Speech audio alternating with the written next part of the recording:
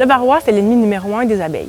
Il va se nourrir des larves en formation, ce qui va diminuer la longévité des abeilles et diminuer aussi les capacités du système immunitaire.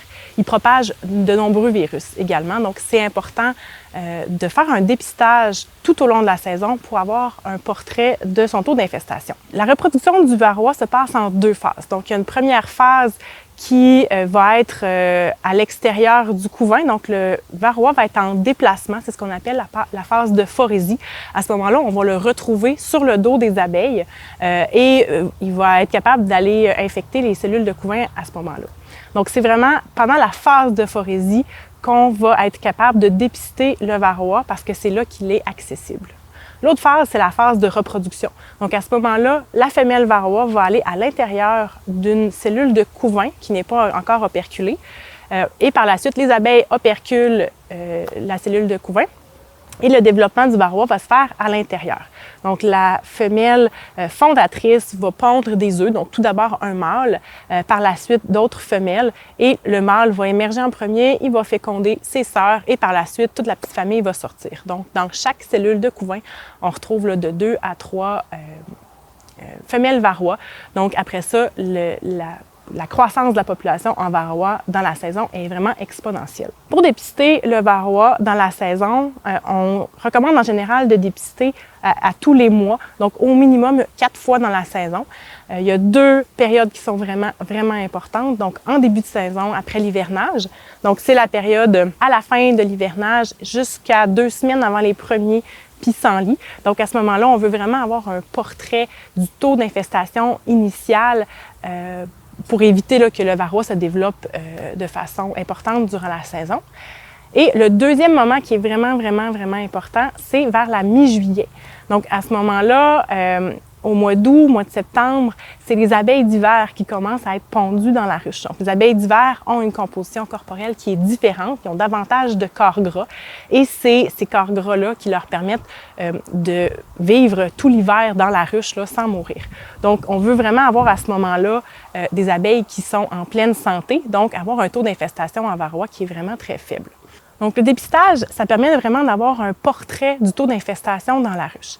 Et comme la majorité des varroas se retrouvent dans le couvain en phase de reproduction, ce qu'on va détecter dans la ruche quand on va faire un dépistage, c'est seulement la pointe de l'iceberg. Au Québec, on a 2 méthodes de dépistage qui sont le plus utilisées. C'est le lavage à l'alcool et il y a aussi la chute naturelle journalière. Et ces résultats de dépistage-là vont nous permettre de nous orienter sur un traitement à effectuer, donc en fonction du moment de la saison et des différents produits qui sont disponibles sur le marché. Donc, le nombre de ruches à dépister pour un même rucher, c'est environ 10% à 25% des ruches du rucher pour avoir un portrait le plus réaliste possible du taux d'infestation dans notre rucher. Et lorsqu'on va choisir un produit ou une dose à appliquer pour le taux d'infestation, on va choisir celle qui se rapporte à la ruche qui aurait le taux d'infestation le plus élevé. Lors de notre traitement, on va choisir notre produit en fonction de notre taux d'infestation. Donc, on va d'abord privilégier les produits acaricides dits doux, donc les acides organiques comme l'acide formique ou l'acide oxalique, ou encore les huiles essentielles comme le thymovert qui est à base d'huile essentielle de thymol, ou encore le Upguard qui est à base de sel de houblon. Dans les cas d'infestation majeure, à ce moment-là, on va se tourner vers des pesticides de synthèse qui sont beaucoup plus durs, par exemple l'apivore. Quand on utilise des pesticides de synthèse, il faut toujours avoir en tête qu'il y a des risques de résistance aux produits, ce qu'on n'a pas avec les acides organiques et les huiles essentielles. Donc, les pesticides de synthèse comme l'apivore ou l'apistan, il faut absolument les utiliser conformément à l'étiquette, dépister avant et après le traitement pour s'assurer qu'il a été efficace et respecter la durée de traitement recommandée. Si vous suspectez la résistance à ce produit-là, à l'apivore par exemple, vous pouvez communiquer avec les vétérinaires au MAPAC pour qu'ils viennent vérifier là, ce qu'il en est. Donc, quand on travaille avec des produits chimiques, que ce soit des acides organiques ou encore des pesticides de synthèse, il faut toujours utiliser l'équipement de protection individuelle appropriée qu'on va retrouver sur l'étiquette. Donc, en général, on va porter des souliers fermés, des pantalons longs, des manches longues et des gants qui sont résistants aux produits chimiques, donc par exemple des gants en nitrile.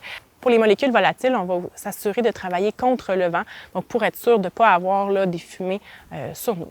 Quand on fait un traitement aussi, c'est vraiment important de traiter toutes les ruches du rucher pour éviter la réinfestation. Parce que le varroa va se déplacer avec les abeilles qui sont en mouvement. Donc, si les abeilles changent de ruche, le varroa va pouvoir changer de ruche lui aussi.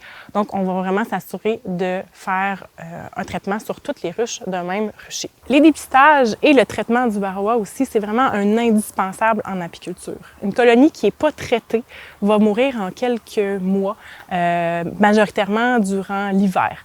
Donc, c'est vraiment, vraiment important de faire les dépistages régulièrement dans la saison, au moins une fois par mois, et ensuite de traiter en fonction des taux d'infestation et du moment de la saison.